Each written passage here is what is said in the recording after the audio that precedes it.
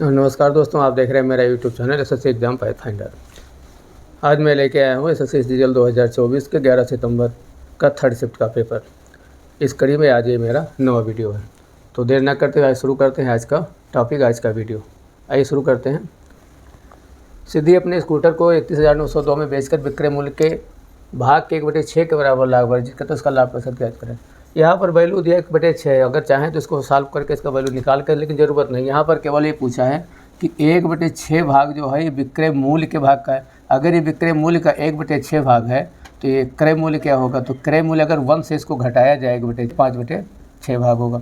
तो जब ये क्रय मूल्य 5/6 भाग होगा तो जैसे यहाँ पर हम लाभ काउंट करेंगे तो लाभ हो जाएगा 1/6/5/6। अगर इसी को प्रतिशत में निकालना चाहेंगे तो 100 से गुणा होगा। इसका मतलब 1/5 100 का आएगा केवल क्या 20%, जो कि आंसर नंबर यहाँ पर 4th होगा। यहाँ पर तो केवल ये लगाने के लिए आपको कुछ बताया गया। वैसे अगर थोड़ा सा भी ध्यान दें कि 1/6 भाग में अगर एक भाग देखा जाए क्रय मूल्य 5 है, 5 1/5 हिस्सा क्या होता है 20% ही होता है 100 का। तो आंसर नंबर यहाँ पर 4था हो। अगला क्वेश्चन है पी और क्यू दो ऐसे वृत्तों के केंद्र जिनकी त्रिज्या क्रमशः 7 और 3 सेंटीमीटर। यदि वृत्तों की सीधी उभयनिष्ठ अनुप्रस्थ रेखा विस्तारित पी क्यू से पर मिलती है तो ए पी क्यू को विभाजित करता है किस रूप में। पहले आप यहाँ पर समझ लीजिए कि दो इस तरह के त्रिज्या के वृत्त, ये 7 वाला सपोज कर लेते हैं और एक ये 3 वाला, ये 3 सेंटीमीटर इसकी, और यहाँ से इसकी जाएगी उभयनिष्ठ स्पर्श रेखा जो ऐसे स्पर्श करते हुए जाएगी, और ये इसकी क्या होगी रेडियस 7 और ये इसकी रेडियस क्या होगी 3। अगर इस दोनों को सीधा मिलाया जाए तो आगे जा कर के ऐसे यहाँ पर मिल जाती। तो यहाँ पर ये वाला जो दिया है क्या पी और क्यू दो ऐसे वृत्तों के केंद्र है। अच्छा, ये पी है और ये वृत्त का केंद्र क्यू है, इनकी त्रिज्या 7 और दो वृत्तों की सीधी उभयनिष्ठ स्पर्श रेखा पी क्यू से ए पर मिलती। तो ये पी क्यू है और ये उभयनिष्ठ रेखा है जो जहाँ मिलती है वो ये ए हो जाता है, ए पर मिलती है। तो ए पी क्यू को विभाजित करता है, तो जो ए होगा वो पी क्यू को विभाजित करता है।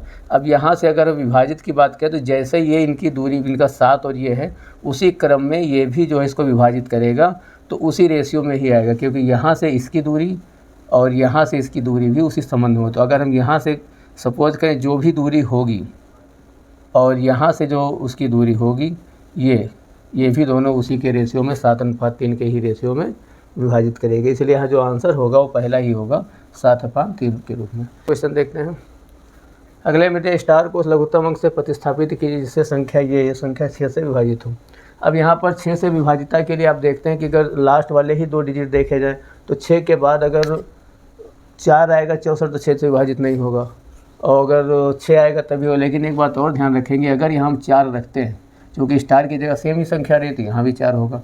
यहाँ तो 72 पूरा 4 से विभाजित, तो जैसे 4 होगा 34 होगा, 6 से विभाजित के 30 जाएगा, 4 45, फिर यहाँ पर 3 बचेगा 36, यानी यहाँ तक ही पूरा 4 रखने पर विभाजित हो जाएगा और लास्ट वाली 4 नहीं कटेगी, इसलिए पहला ऑप्शन तो ऐसे ही कैंसिल हो गया। अब आते हैं बात करते हैं दूसरे ऑप्शन पर। अगर हम स्टार की जगह 2 रखते हैं, अच्छा जब हम 6 से इसको विभाजित करेंगे तो ये 72 तो पूरा कट जाएगा, और 6 से 30 6 5 30 कट जाएगा, उसके बाद 4 45 आएगा, सॉरी 2 5 25 आएगा, फिर 6 से कटेगा तो क्या होगा 6 चौक 24, यानी 1 बचेगा 16 होगा, 16 में 6 से काटेंगे 12, फिर 4 आएगा तो 2 होगा तो 42 होगा, यानी यहाँ पर 2 सही हो जाता है। आइए अगला क्वेश्चन है। सोहन ने 11% वार्षिक साधारण ब्याज की दर से 1,41,545 की राशि उधार ली। प्रथम वर्ष की समाप्ति पर उधार ली गई मूल राशि को वापस कर कितना चुकाता है। यदि सोहन द्वारा दूसरे वर्ष लंबित राशि का भुगतान करता है और वर्ष के दौरान अर्जित ब्याज भुगतान भी शामिल है तो दूसरे वर्ष में वो कितना पैसा ब्याज के रूप में भुगतान, कितना पैसा समाप्ति पर भुगतान करेगा। तो यहाँ पर तो ये पहले जान लीजिए कि पहले जो इसका अमाउंट था 1,41,545, 1,41,545, इसको 11% तो हम निकाल ही लेंगे। तो 11% का मतलब होगा 11/100। तो इसको सबसे पहले इसका निकाल लेंगे कि इंटरेस्ट कितना हो, क्योंकि 1 साल के लिए यहाँ पर इनकी कोई मतलब नहीं है। तो 11×5 = 55, 5 11 चौक 44, 5 49, 4 11 5 55, 4 59, 5 11 कम 11 5 16, 1 11 चौक 64, 1 65, 5 यानी 6 हो जाएगा, 11 कम 11 6 17। यहाँ पर 2 दर्जे बाद दशमलव लगेगा तो ये हो जाएगा, कहीं गलती तो नहीं हुआ, 11×5 = 55 का 5 5 हो गया, 11 चौक 44, 5 49 का 9 4 हो गया, 11×5 = 55 और 4 59 का 9 हासिल 5 हो गया, 11 कम 11 6 16 का 1 हो गया, 11 चौक 44 1 45 का 5 हासिल 4, 11 कम 11 और 4 15, थोड़ा सा गलत हो गया था। ये इसका जो है आ जाएगा 1 साल का इंटरेस्ट। 1 साल का इंटरेस्ट तो ये आ जाएगा। अगले साल क्या है कि ये पैसा जो है चुका देता 25,490। तो हम जो पहले से मूलधन के रूप में लिया गया था 14, 15, 45, इसमें से हम घटा देंगे 25,490। थोड़ा सा लेंथी है, टफ नहीं है। 5 से 5 हो जाएगा, 14 से 9 हो जाएगा, ये भी 5 हो जाएगा, 4 से यहाँ 0 हो जाएगा, और 11 से 5 जाएगा 6, 3 से 2 गया 1। ये आ जाएगा कहीं पर, चाहिए कि ये बच गया, ये आ जाएगा 1,16,055। तो यानी ये अगले साल के लिए बचा। तो जब अगले साल के लिए 1,16,055 बचा तो दूसरे साल भी 11% का इंटरेस्ट लगेगा। तो हम इसका भी 11% निकालेंगे। तो 11,60,55 गुणे 11/100, फिर हम परसेंटेज निकालेंगे तो 11×5=55, 11×5=55, 60, 6, 60, 11 छक्का 66, 6, 6 आए, 11 कम 11 6 17, 7 1 आए, 11 कम 11 1 12, 1,27,066.05। यह आ जाएगा अगले साल का इंटरेस्ट। तो यहाँ पर इस इंटरेस्ट को भी हम लिख लेंगे 12,766, 12,766.05। ये 2 इंटरेस्ट हो गए, पहले साल का ये इंटरेस्ट हो गया, दूसरे साल का ये इंटरेस्ट हो गया। और जो मूलधन ये था इसमें से वो इतना पहले साल जमा कर देता है तो ये इसका बचता है मूलधन के रूप में। तो मूलधन 11,60,55 हो गया, 11,60,55। इसको 0 0 मान सकते हैं। तो अब इसको हम ऐड करेंगे। तो 5 5 10, 9 1 10, 9 6 15, 5 20, 1 21, 6 6 12, 5 17, 1 18, 7 5 12, 1 13, 5 2 7 6 13, 1 14, और 1 1 1 4 1 दशमलव। तो यहाँ पर समाप्ति हो गया 0। तो जो लास्ट में उसको भुगतान करना पड़ेगा वो अमाउंट होगा 1,44,381। 1,44,391 आ रहा है, कहीं हासिल जोड़ने में गड़बड़ाया। 9 6 15, 5 20, 1 21 का 1 2, 6 6 12, 5 7, सॉरी। इसका आंसर नंबर आपका 2 सही होगा। तो यहाँ पर केवल कैलकुलेशन के जोड़ घटाना के रूप में ही था, बाकी टफ नहीं था, थोड़ा सा लेंथ समझना आपको। यहाँ पर यह है कि पहले साल का इंटरेस्ट निकाल लेंगे। जो साधारण ब्याज में ये होता है, जो जमा कर दिया जाता है उसको मूलधन से घटाते हैं, इंटरेस्ट से नहीं। तो उसको मूलधन से घटा के जो शेष बचेगा तो ऐसे इसको लगाएंगे। अगला देखते हैं। एक त्रिभुज एवलन में कोण L 118 और LM = N। तो यहाँ पर ये जो दो एंगल बराबर थे। जब भी किसी त्रिभुज के 2 एंगल बराबर होते हैं जिसका मतलब उनके 2 साइड बराबर होती। और जब 2 साइड बराबर होती इससे पता चलता है ये समद्विबाहु त्रिभुज है, कुछ इस तरह की, जहाँ पर ये दोनों भुजाएं बराबर हैं। जब समद्विबाहु है तो इससे मतलब है 2 कोण बराबर है। तीनों कोणों का योग क्या होता है 180। तो एक कोण 118 दिया हुआ है तो इसको हम 180 से घटाएंगे तो बचेगा 62। तो दोनों कोण जो ये वाले बराबर बराबर होंगे 62 के आधे आधे होंगे। इसका मतलब आंसर होगा एक कोण का 31। इसको बस ऐसे देख करके फास्ट करना है। आइए नेक्स्ट देखते हैं। एक महिला अपनी आय का 2/3 व्यय करती है तो उसकी आय में 18% की वृद्धि होती है, व्यय में 24% की। तो उसकी बचत में कितना %? अब यहाँ पर ये देखें 2/3 भाग दिया। इसका मतलब ये है कि अगर हम आय को 3 से विभाजित वाली संख्या मान ली, सपोज कर लिए 300 मान लेते हैं। वैसे x मान के भी लगा सकते हैं लेकिन ये आसान पड़ता है। तो सपोज कर लिए कि उसकी जो आय थी, यहाँ पर आय लिखिए, यहाँ व्यय लिखिए और यहाँ पर बचत। तो आय जो थी वो 300 रुपया, ये हमने क्या कर लिया, ये हमने मान लिया, माना। तो व्यय कितना करती है 2/3। तो जब हम 300 का 2/3 निकालेंगे तो ये आ जाएगा 200। फिर जब 200 खर्ची करती है तो बचत में क्या बचा 100 रुपया। ये तो हो गई कंडीशन। अब बताइए यदि उसकी आय 18% बढ़ जाए, 300 को अगर हम 18% बढ़ाएंगे तो कितनी हो जाएगी, 18 × 54 यानी 54 रुपये और बढ़ जाएगा। ये डायरेक्ट परसेंटेज निकालना आप लोग सीखिए, क्योंकि हर बार परसेंटेज नहीं किया जाएगा। सवाल अगर क्वेश्चन फास्ट करना है तो 18% में 18 × 54 से 54 रुपये बढ़ जाएगा।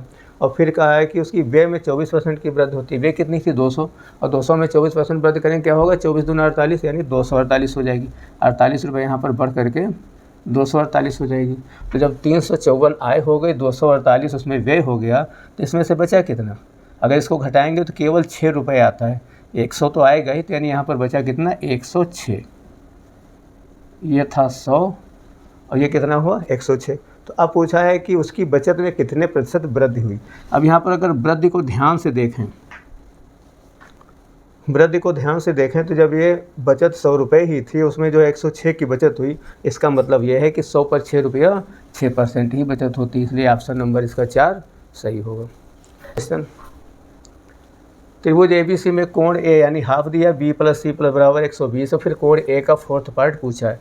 यहाँ पर आप इसे समझ सकते हैं कि आप जान रहे हैं कि A + B + C यानी क्या है ये त्रिभुज के अगर तीनों कोण हो तो इनका वैल्यू क्या होती है 180, सभी को पता। अब यहाँ पर दिया है कि पहला कोण दिया है हाफ A और दूसरा दिया है B + C बराबर 120। तो अब आप जान ही रहे हैं ये तो फुल है, ये हाफ A दिया।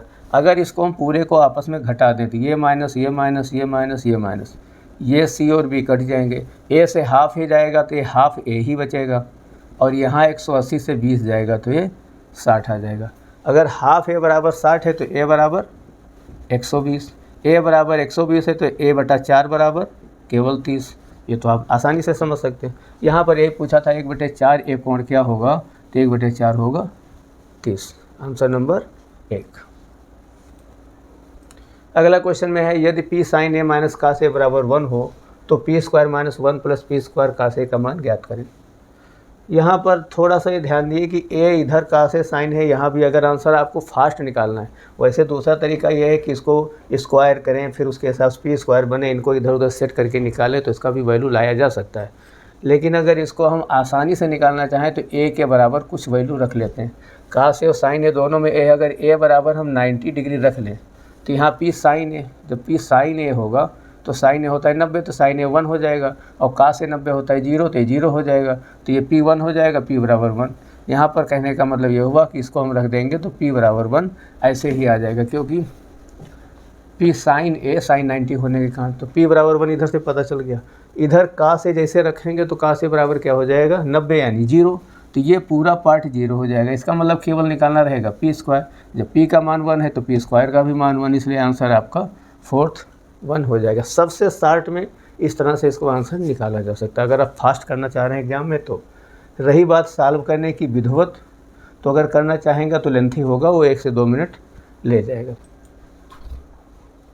यहाँ पर 5 वर्षों में 5 कंपनियों के माल के कुल आयात लाखों में दिए गए हैं, टेबल दिए गए और फिर पूछा है 2013 में सभी कंपनियों के कुल निर्यात 300 लाख हैं, तो 13 में कंपनियों का कुल लाभ अथवा हानि क्या है। तो 13 वाले ये जोड़ लेते हैं। यहाँ देखो 30 60 70 करके इसे दिया है, 3 6 9 7 16 16 9 25 और 25 के आगे हम 1.5 और जोड़ेंगे तो हो जाएगा 26.5, 0 के हिसाब से 265। तो यानी ये टोटल हो जाएगा 265 लाख और इसका जो उत्पादन या जो भी निर्यात बताया वो क्या होता है 300 लाख। तो 300 से 265 कितना कम है, केवल 35 लाख का, तो यानी 35 लाख का ही क्या हुआ लाभ। आंसर नंबर आपका 2। एकदम सिंपल क्वेश्चन, टेबल इतनी बड़ी बनाया था जिसे लग रहा था बहुत कुछ। नेक्स्ट क्वेश्चन, ये सरल करने के लिए व्यंजक दिया है, काफ़ी इजी है, यहाँ पर थोड़ा सा ध्यान दिए। 3 दूनी 6 7/2 + 2/3, यानी इसको हम चाहें तो ऐसे लिख सकते हैं और फिर 3 7 21 2 दूनी 4 यानी 25/6 इसका हो जाएगा रिजल्ट। और इसके बाद गुणा है 4/5, 5 कटेगा इससे और 2 इससे कट जाएगा, 5 दूनी 10/3, तो यानी इधर वाला जो पूरा पार्ट आएगा वो आ जाएगा 10/3। कहाँ से कहाँ तक, यहाँ से यहाँ तक, बीच में प्लस है, प्लस के इधर वाला मल्टीप्लाई, तो इसको इधर सॉल्व कर दे। 5 चक्कू 20 4 24/5 और गुणे 3/8, 8 3 24, 3 3 9/5, तो इधर आ जाएगा 9/5। अब आपको क्या करना है 9/5 को 10/3 में ऐड करना है। तो यहाँ भी क्या करेंगे 9 3 27, 5 2 50, 27 50 हो जाएंगे 77 और बटे 5 क्या हो जाएगा 15। आंसर आपका 77/15 चौथा होगा।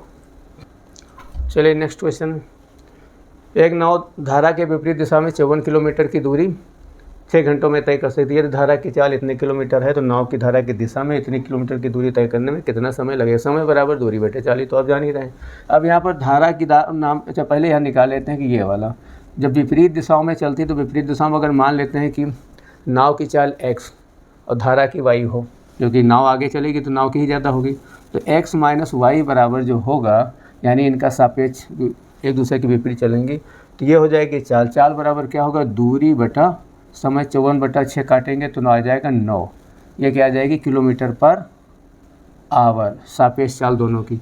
अब यहाँ पर धारा की 4.8 दे रखा है, तो x बराबर क्या होगा y + 9 और यहाँ पर पता है ये 4.8 है, प्लस 9 करेंगे तो क्या आ जाएगा 13.8 किलोमीटर पर आवर। किसकी आ गई, एक्स की। जब ये एक्स की आ ही गई है तो वाई की निकाल लेंगे, वाई इधर ले जाएंगे, 9 इधर हो जाएगा। सॉरी, वाई की तो दे ही रखा, एक्स की 13.8 होगी, वाई बराबर तो 4.8 दे ही रखा है। तो दोनों की हमें यहाँ पर इस पता चल गई चालें। पूछा है नाव की धारा की दिशा में, जब धारा की दिशा में नाव चलेंगे तो चालें क्या होंगी, जुड़ जाएंगी। हमें यहाँ निकालना है समय, समय बराबर क्या होता है दूरी बटा चाल। दूरी यहाँ पर दे रखा है 279 और चाल क्या होगी, दोनों की सापेक्ष चाल जब चलेंगे तो x प्लस वाई हो जाएगी। कैसे, जब एक ही दिशा में चलेंगी। तो x प्लस वाई के लिए यहाँ पर क्या आ जाएगा 13.8 प्लस 4.8, दोनों जुड़ जाएंगे। बस केवल आपको सॉल्व करना है। 279 यहाँ पर देखिए 13 और 4 क्या हो जाएगा 17, 8, 8, 16, तो हो जाएगा 18.6 किलोमीटर पर आवर। खैर जो भी, थोड़ा सा ध्यान दीजिए, अगर इसके दशमलव को हटाएंगे तो ऊपर 0 बढ़ जाएगा तो अलग बात है। ये 6 दूनी 18 है, सॉरी 9 दूनी 18 है तो ये 9 तियाँ 27 है। संख्याओं को पहचानना सीखिए, 9 दूनी 18 है तो 9 तियाँ 27 है, 3 दूनी 6 है तो 3 तियाँ 9 है। इससे ये पता चलता है 1.5 गुना जाएगा, दशमलव के नाते 15 हो जाएगा। ये चूँकि 2 है, ये 3 है तो 1.5 गुना, तो ये 15 हो जाएगा। तो जो इसका आंसर आएगा वो आएगा 15 घंटे, ऑप्शन नंबर 2। इस तरह से आप कैलकुलेशन करना सीखें। आइए अगला सवाल देखते हैं। यदि x प्लस 1/9x बराबर 3 हो तो इसके इधर समथिंग स्क्वायर का मान ज्ञात किया। यहाँ पर देखिए x और 9x, यहाँ 9x स्क्वायर 9x स्क्वायर, इसको क्या करते हैं, इसको हम 3 से मल्टीप्लाई कर देते हैं। तो ये हो जाएगा 3x और यहाँ 3 आके इसके 3 से कट जाएगा, ये हो जाएगा 1/3x और इधर 3 से मल्टीप्लाई करेंगे तो हो जाएगा 9। तो रियल में ये a और प्लस 1/a का फॉर्म बन जाएगा। क्या बन जाएगा, वो a प्लस 1/a। तो जब a प्लस 1/a दिया हो और a square plus 1/a square पूछा हो तो उसका एक ही फार्मूला होता है, यानी स्क्वायर माइनस 2। क्योंकि यहाँ पर 3x का स्क्वायर 9x स्क्वायर, 1/3 का स्क्वायर 1/9 स्क्वायर, यानी स्क्वायर में। तो यहाँ उसके बराबर n क्या होता है 9। तो n की जगह अगर हम 9 रखेंगे तो ये हो जाएगा 81, माइनस करेंगे 2 तो आएगा 79। ये होगा आपका आंसर। तो शॉर्ट में इस तरह से फास्ट निकालेंगे। कैसे इसका ये वैल्यू आता है, ये टॉपिक वाइज जो चैप्टर पढ़ाया जा रहा है उसमें आपको सीखने को मिलेगा। अगले क्वेश्चन में है कि त्रिभुज ABC में 2 माध्यिकाएं AD और B बिंदु G पर समकोण पर प्रतिच्छेदित करती हैं। कोई एक त्रिभुज इस तरह से है, इसका कैसा आकार नहीं दिया हुआ है और यहाँ पर हम इसको A मान लेते हैं, इसको B और इसको C। फिर इनकी जो माध्यिकाएं A और D, माध्यिका का मतलब होता है सेंटर से मिलाना, ये हो गई D, और दूसरी है B और E, इसका मतलब है यहाँ से मिलाना, ये हो गई B और E। ये जहाँ पर प्रतिच्छेद करती हैं ये वाला एंगल 90 डिग्री का बनता है, लगभग 90 लग भी रहा है। अब पूछा है AD बराबर 12, अगर ये पूरी 12 दी, कौन सी, ये लंबाई पूरी, AD बराबर 12 और B बराबर 9 और ये वाली पूरी 9 दी हुई, तो AB की लंबाई ज्ञात कीजिए। ये वाली लंबाई आपको ज्ञात करना है। आपको ध्यान देना है कि यहाँ से यहाँ तक कौन सा, ये तो G पर मिलती है, यानी G है ये पॉइंट, यानी यहाँ लिखा नहीं, चलो लिख देते हैं G पॉइंट। तो ये एक प्रकार से AGB, ये क्या हो गया, समकोण त्रिभुज हो गया। समकोण त्रिभुज में ये अगर थीटा माना जाए तो ये लंब आधार, ये थीटा तो ये आधार कुछ भी, तो यहाँ पर लंब या आधार का जो स्क्वायर करेंगे तो ये आ जाएगा। अब ये पता करना है जो पूरी माध्यिका 12 है तो ये यहाँ पर प्रतिच्छेद बिंदु तक कितनी होगी। ये एक थ्योरम के रूप में है। इसमें थ्योरम में बताया गया कि जब भी किसी त्रिभुज की माध्यिकाएँ काटती हैं तो माध्यिका की जो लंबाई प्रतिच्छेद बिंदु पर होती पूरी माध्यिका की 2/3 होती। तो यहाँ पर पूरी है 12, तो 12 की अगर हम 2/3 करेंगे, 3 चक्कू 12, 4 दूनी 8, तो यानी ये वाली लंबाई 8 हो जाएगी। इसी तरह की 9 को काटेंगे तो ये वाली लंबाई 6 हो जाएगी। तो 8 और 6 का जो ट्रिपलेट होता है वो क्या होता है 10। आपको अगर ट्रिपलेट याद होगा तो 8 और 6 का ट्रिपलेट 10, और ट्रिपलेट का मतलब पाइथागोरस में रूल के अनुसार अगर 2 लंब और आधार के स्क्वायर को ऐड किया जाए तो उसका जो टोटल वैल्यू आता है उसका वर्गमूल जो होता है वो जैसे 10 ये ट्रिपलेट होते हैं। 6 छक 36 8 28 64, दोनों का टोटल 100, 100 का वर्गमूल 10, जो कि कर्ण का हाइपोटेनियस का वैल्यू होता है। इससे पता चलता है ये 6 और ये 8 है तो ये वाली AB साइड जो होगी वो क्या होगी 10 सेंटीमीटर होगी। आंसर नंबर आपका 2 होगा। अगला क्वेश्चन देखते हैं। 1.21.09 के मध्यानुपाती तथा 0.16 एंड 0.36 के मध्यानुपाती का अनुपात पूछा है। तो यहाँ पर ये जान लीजिए कि किन्हीं 2 संख्याओं का जो मध्यानुपाती होता है वो उन संख्याओं के गुणनफल का वर्गमूल होता है। ये इसी तरह से दूसरा भी 0.16 गुणे 0.36। अब ये पूछा दोनों मध्यानुपाती का अनुपात, तो हम दोनों को क्या कर देते हैं, भाग। अब यहाँ पर अगर हम दशमलव को थोड़ा किनारे करें तो 121 और 9 का जो वर्गमूल होगा वो क्या होगा, 11 गुणे 3। अब दशमलव चूँकि दो दो अंकों पर है तो एक एक अंकों पर यहाँ पर आ जाएगा। इसी तरह नीचे देखेंगे तो 16 और 36, 16 और 36 को अगर हम वर्गमूल करें तो आ जाएगा 4 और 6। दो दो दर्जे बाद दशमलव तो एक एक दर्जे बाद हो, क्योंकि वर्गमूल भी उसी प्रकार से चलता है। अब दोनों ऊपर नीचे एक एक दशमलव है तो कोई फ़र्क नहीं, सब दशमलव कट भी जाएंगे। 6 चौक 24, 11 तिहाई 33, यानी 33/24 इनका आएगा अनुपात। इनको और ध्यान से देखें तो 3 से ये कट जाएगा तो 11 और ये कट जाएगा तो 8, यानी 11/8 आंसर नंबर 2 होगा। चलिए अगला क्वेश्चन देखते हैं। यदि राम एक पंखा खरीदता तो उसे 8% की छूट मिलती। यदि वह 3 पंखे खरीदता तो पहले पर 6, दूसरे पर 10, तीसरे पर 12% की छूट मिलती। यदि राम द्वारा तीनों पंखा खरीदा गया और टोटल 6800 रुपये पे किया गया यानी दिया गया, तो प्रत्येक पंखे का अंकित मूल्य क्या होगा। तो यहाँ पर प्रत्येक पंखे का अंकित मूल्य निकालने के लिए सभी का अंकित मूल्य मान के चलते 100 रुपये है। तो इस क्रम में अगर हम पहले पर 6% छूट दिया तो इसका मतलब 94 का दिया, दूसरा भी 10% छूट दिया तो इसका मतलब 90 का दिया, और तीसरा वाला 12% छूट दिया, इसका मतलब 88 रुपये का दिया। अगर तीनों पंखों की कीमत 100 रुपये हो। हम अगर इन तीनों को जोड़ते हैं, यहाँ 10 कम, यहाँ 12 कम और यहाँ पर 6 कम, तो 10 12 22 6 28, इसका मतलब 272। क्या किया, ये जोड़ के 300 से घटा दिया, ये आसान पड़ता है। तो तीनों का टोटल क्या आया, 272। ये उसकी हुई कीमत। और यही 272 आपको बताया जा रहा है कि 6800 रुपये के बराबर, क्योंकि उसने 6800 पे किया। तो जब 272 बराबर 6800 है तो 100 बराबर कितना, तो 100 बराबर निकालने के लिए हम क्या करेंगे, 6800 के बटे 272 कर देंगे। यहाँ पर देखेंगे क्या ये इससे कटता है, ये इसका तो पता नहीं, लेकिन इसका ये 5 गुना है, क्योंकि 4 गुना, 6 चौक 24, 8 चौक 32। अगर ये इसका 4 गुना है तो ये उसका 25 गुना होगा। ये आपको समझना, अगर आ गया तो कैलकुलेशन फास्ट कर लेंगे। तो 100 बराबर आ गया, 272 से भाग कर दिया, 100 से गुणा करना भूला गया।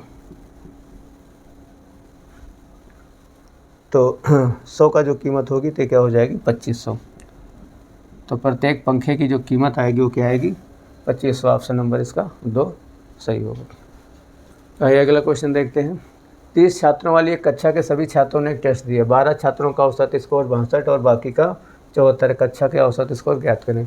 इसको दो तरह से निकाल सकते हैं, या तो पूर्ण विधि से इसको गुणा करके निकालें, या फिर इसको आपस में डिफरेंस का अनुपात लेकर के भी निकाल सकते हैं। यहाँ पर हम देखते हैं जो आसान पड़ता है वो करते हैं कि 12 छात्रों का 62। तो यहाँ पर हम क्या करेंगे, 62 गुणे 12 का हम टोटल कर देंगे तो हो जाएगा टोटल यहाँ पर स्कोर के रूप में कितने, 12 छात्रों का। और उधर जो 30 में से 12 जाएंगे तो 18 छात्र बचेंगे, उनका कितना है, 74। और ये बराबर किसके होगा, 30 छात्रों का मान लेते हैं एक्स स्कोर, हमको एक्स की वैल्यू यहाँ पर फाइंड करनी। जैसा पूछा हुआ है कि कक्षा का औसत स्कोर क्या थे, कक्षा में टोटल 30 बच्चे थे। अब इसको सॉल्व करने के लिए सबसे अच्छा तरीका देखिए, इधर 12 है, इधर 18 है, यानी 6 कामन है। 6 कामन लीजिए और 30 से काट दीजिए तो 5 बचेगा। तो यहाँ पर बचेगा 6 दूनी 12, 62 गुणे 2, और यहाँ बचेगा 3 गुणे 74, और ये जो 5 निकलेगा तो यहाँ पर 6 निकलेगा तो 6 पंचे 30 से 5 100 हो जाएगा। ये काटने के लिए थोड़ा आसान है, अगर ध्यान देंगे तो आसानी से समझ में आएगा। 62 दूना 124 हो जाएगा, और ये 3 चक्कू 12, 3 सत्ते 22, यानी 222 हो जाएगा। इधर 5x, तो x बराबर जो आएगा 4 2 6 2 4 2 1 346/5। अगर इसको हम भाग देंगे तो 5 छक्के 30, 5 9 45.2, यानी जो 69.2 आएगा ये होगा इनका औसत स्कोर पूरे क्लास का। आंसर नंबर पहला सही होगा। ये तो था इस तरह का तरीका। दूसरा तरीका आप ऐसे देख सकते हैं कि एक स्कोर यहाँ पर 62 है, एक यहाँ पर 74, इन दोनों के बीच डिफरेंस देखेंगे तो ये 12 आता है। अब यहाँ पर देखा छात्र कितने हैं, 12 और बाकी बचे 18। तो 12 और 18 के बीच क्या डिफरेंस, मतलब अनुपात है छात्रों का। 12 और 18 को 6 से भागेंगे तो 2:3 है, और 2:3 का टोटल क्या हुआ, 5। तो 12 को अगर हम 5 से डिवाइड कर दें, उसके बाद हम 2/3 का हिस्सा निकालें। कहने का मतलब ये कि हम 2/5 गुणे 12 और 3/5 गुणे 12 निकालें। तो यहाँ जो आएगा 12 दूनी 24/5 के कारण 5 चक्कू 20, 5 4.8 आ जाएगा। और यहाँ निकालेंगे तो 12 3 36 के कारण 5 7 7.2 आ जाएगा। अब देखना यह है कि 12 वाले की तरफ 12 कितना था, 62, हाँ 62, 12 वाले की तरफ आपको ये जोड़ना पड़ेगा, ये रेशियो उल्टा चलता है। और इसकी तरफ ये हुआ ये कि अगर हमको इसका आंसर निकालना है तो 62 में हम इसको जोड़ेंगे 7.2 तो आ जाएगा, या फिर 74 में हम घटाएंगे 4.8 तो भी आ जाएगा। इसको जोड़ेंगे तो भी 69.2 आएगा, इसको घटाएंगे तो भी 69.2 आएगा। तो इस तरह से कोई एक करके हम ऐसे भी निकाल सकते हैं। आंसर तो इस तरह से भी आ गया और 60 में इस तरह से निकाला जा सकता है। जो इसमें तरीका आपको बेहद अच्छा लगे उस तरीके से आप सॉल्व करने की कोशिश करें। दोस्तों ध्यान रखें, ये SSC CGL 2024 के 11 सितंबर का 3rd पेपर है जो सॉल्व कराया जा रहा है। अगर इससे संबंधित कोई PDF या क्वेश्चन चाहिए तो इसी नाम से SSC एग्ज़ाम पैथफाइंडर नाम से मेरा टेलीग्राम है, उस पर आप विजिट कर सकते हैं। आइए अगला क्वेश्चन देखते हैं। साइन 74 tan 74 को 0-45 के बीच के कोण, यहाँ पर ये जान ही रहे हैं कि अगर साइन 90 - थीटा होता है तो वो कास थीटा में बदल जाता है।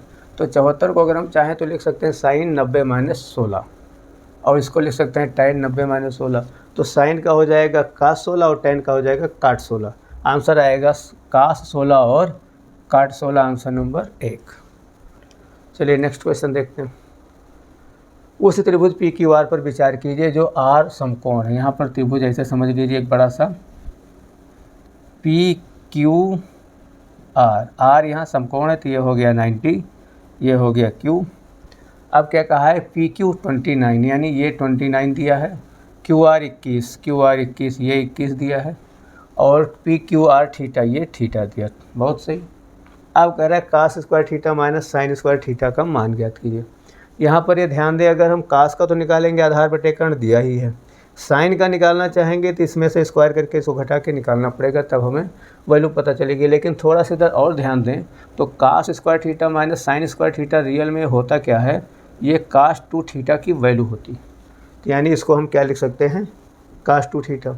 और कास 2 थीटा का एक दूसरा भी फार्मूला होता है कास के ही फार्म में, वो होता है 2 कास स्क्वायर थीटा माइनस 1।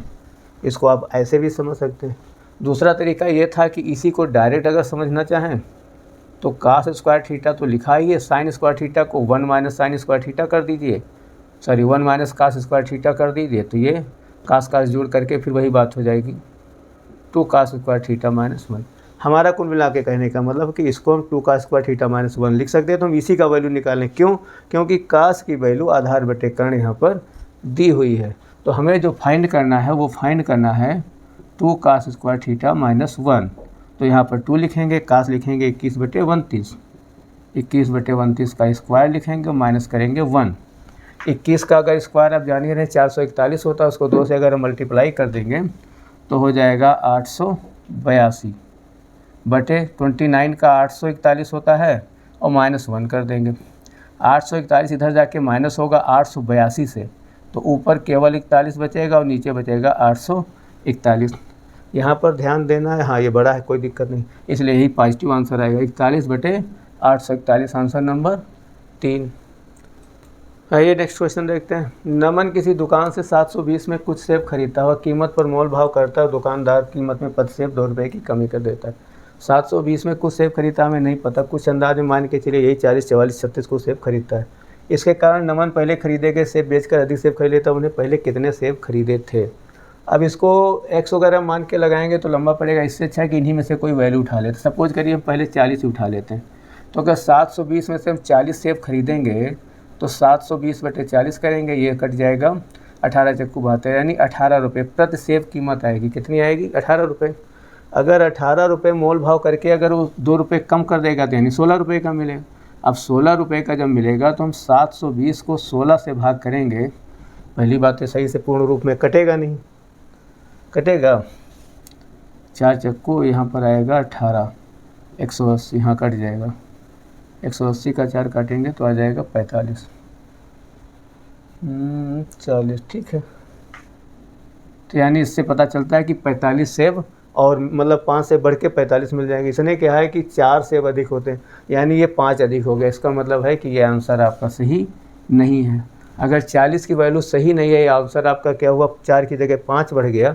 यहाँ पर क्या था, 40 सेब लिया था तो यहाँ पर 45 निकल आया, 5 बढ़ गया। इसका मतलब आंसर इससे छोटा होगा। तो यहाँ पर 40 से छोटा एक ही ऑप्शन है, वो है 3 यानी 36, यही इसका आंसर होगा। ये है गेस करने का तरीका। रही बात लगाने के लिए, तो आप इसको ऐसे देख सकते हैं, 720 रुपये टोटल थे, 36 सेब अगर उसने ख़रीदने की बात की, 36 दूना 72, इसका मतलब एक सेब का रेट 20 रुपया हुआ। ठीक, अब 20 में मोल भाव करने पर 2 कम हो गया, तो नया रेट हो गया 18। अब 18 वाले नए रेट पर हम फिर से निकालेंगे सेबों की संख्या, तो 720/18 होगा। अब इसको काटेंगे तो 18 चक्कू 72 यानी 40। तो अब सेब की संख्या कितनी हो जाएगी, 40। हमने लिए कितने थे, 36, बढ़े कितने, 4 की यहाँ बात किया था, इसलिए आंसर 36 ही सही होगा। क्लियर। आइए नेक्स्ट क्वेश्चन देखते हैं। निम्नलिखित व्यंजक सरल करें। सरल करने के लिए यहाँ पर क्या दिया है, ये इस तरह व्यंजक, तो साथ में ये भी कह दिया a = 1। जैसे वो a = 1 कर दिया, तो यहाँ पर a1 हो गया, a1 हो गया तो 3 3 6, तो ऐसे हो गया। यहाँ पर a1 हो गया, यहाँ पर भी a1 हो गया, तो 9 - 9 0 हो गया, +9 केवल 9 हो गया। तो 6 इधर 9 इधर गुणा है, तो 6 नाम क्या होगा, 54। दोनों की गुणा हो के आंसर नंबर चौथा सही हो गया। बहुत सरल क्वेश्चन कर दिया, हलवा दे दिया एकदम। अगर a = 1 ना देता तो कुछ सॉल्व करना होता। आइए नेक्स्ट क्वेश्चन है। यहाँ पर दिया 50 सेंटीमीटर, 150 175 सेंटीमीटर वाले घनाभ को एक जैसे कितने विशालतम घन में विभाजित किया जाए। विशालतम का मतलब है HCF। आपको यहाँ पर ये ध्यान देना होगा, 50 150 175 का हम HCF निकालें। HCF का मतलब ऐसे टुकड़े करें जो हाईएस्ट हो और उसमें जाएं। तो 50 का मोटा टुकड़ा करते हैं तो क्या होता है, 25 × 2। 150 का करेंगे तो क्या होगा, 25 × 6। 175 का करेंगे तो क्या होगा, 25 × 7। इसका मतलब इसका HCF जो आएगा वो आएगा 25। तो 25 तो HCF हो गया। अब जब 25 HCF हो गया, तो इसका मतलब जो सबसे बड़ा घन होगा वो 25-25 साइड का होगा। तो घन होगा 25-25 साइड का। अब हम दोनों तरफ वॉल्यूम की बात करेंगे। अगर घनाभ की वॉल्यूम की बात करते हैं, घनाभ का वॉल्यूम, तो ये होता है लंबाई × चौड़ाई × ऊंचाई। ये तो हम इसी फार्म के यूज करेंगे। तो हम यहाँ पर वॉल्यूम के रूप में क्या लिखेंगे, 50 × 150 × 175, और बराबर उधर क्या होगा, 25-25 साइड का घनाभ होगा। तो घनाभ का तो 25-25 × 25 क्यूब हो जाएगा, क्योंकि घन का जो वॉल्यूम होता है क्या होता है, भुजा क्यूब। तो ये तो घनाभ हो जाएगा। और कितने घनाभ, इनकी जगह पर हम यन रख लेंगे संख्या निकालने के लिए। तो बस वॉल्यूम बराबर करिए, यन की वैल्यू निकालना है। तो यन की वैल्यू निकालेंगे तो इधर चला आएगा यन। वैसे काट लेते हैं, 25 से इसको काट दो, 2 बार जाएगा। इस 25 से इसको काट दो, 6 बार जाएगा। इस 25 से इसको काट दो, 7 बार जाएगा। इससे पता चलता है यन बराबर 2 × 6 × 7, 6 दूनी 12 सती 84। तो आपका आंसर पहला आ जाएगा, 84 घन बनेंगे। क्वेश्चन देखा जाए। अगले क्वेश्चन में एक तालिका दी टेबल है। 2002 में फार्म यम द्वारा उत्पादित दर्जनों केलों, फार्म पी द्वारा उत्पादित दर्जनों केलों का संबंधित अनुपात। पहली बात 2022 की ये रो है। यम में है 17,652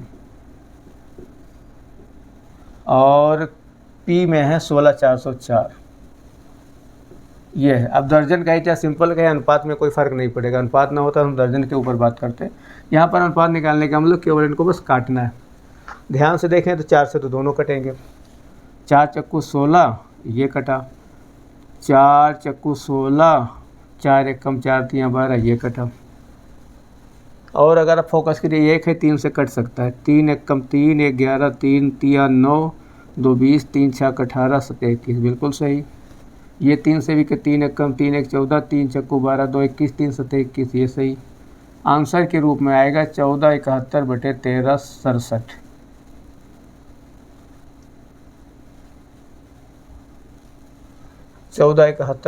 67। ये आंसर नंबर 3। इस तरह का क्वेश्चन टेबल में बहुत बड़े बनाते हैं, जबकि सॉल्व करना बहुत आसान होता है। अब अगला क्वेश्चन है कि एक टंकी को विभिन्न एक समान प्रवाह दर वाले 3 पाइपों द्वारा भरा जाता है। जब पहले 2 पाइप एक साथ कार्य करते हैं तो वह टंकी को उतनी ही अवधि में भरते हैं जितनी अवधि में केवल तीसरा पाइप भरता है। इसका मतलब पहले 2 पाइप का काम तीसरे पाइप के बराबर। फिर है दूसरा पाइप पहले पाइप की तुलना में टंकी को 5 घंटे जल्दी से भर सकता है। किंतु तीसरे पाइप की तुलना में 4 घंटे धीमे से भर सकता है। अब यहाँ पर सपोज कर लेते एक ये पाइप है, एक बी पाइप है, एक सी पाइप। अब यहाँ पर एक और बात बता दिया है कि ए और बी का काम सी के बराबर पहले बता दिया। दूसरा पाइप पहले पाइप की तुलना में टंकी को 5 घंटे जल्दी भरता है, पहले की तुलना में 5 घंटे जल्दी भरता है। फिर कह रहा है तीसरा पाइप 4 घंटे धीमे भरता है। तो अगर हम तीसरे पाइप को मान के चलें कि ये x घंटे में भरता है, तीसरे पाइप को मान के चलते हैं x घंटे में भरता है, दूसरा पाइप 5 घंटे जल्दी, तीसरे से 4 घंटे धीमे। तो जब तीसरे से 4 घंटे धीमे चलता है, इसका मतलब इसमें हमें जोड़ना पड़ेगा, तो x + 4 हो जाएगा। पहला पाइप दूसरे से 5 घंटे आगे, तो 4 5 9, एक ही जगह पर यहाँ पर x + 9 हो जाए। ये अगर आप चीज़ क्लियर समझ जाते हैं तो आपके लिए सवाल लगाना आसान हो जाएगा। यहाँ दिया दूसरा पाइप पहले पाइप की तुलना में टंकी को 5 घंटे जल्दी से भर सकता है। तो दूसरा पाइप 5 घंटे जल्दी, ये देखिए इससे जो x + 9 है ये 5 घंटे जल्दी, x + 4 है, ये 5 घंटे जल्दी भर लेता है। और ये इससे 4 घंटे धीमे, कहने का मतलब ये 4 घंटे जल्दी भरता है। तो सबसे लास्ट वाले को मानते हैं तो थोड़ा आसान पड़ता है, इसलिए लास्ट वाले को x मानिए, x + 4, x + 9, इस तरह से हो जाता है। अब यहाँ पर अगर फोकस करें तो c की वैल्यू तो x हो ही गई, तो यहाँ पर क्या है a = x + 9 और b = x + 4।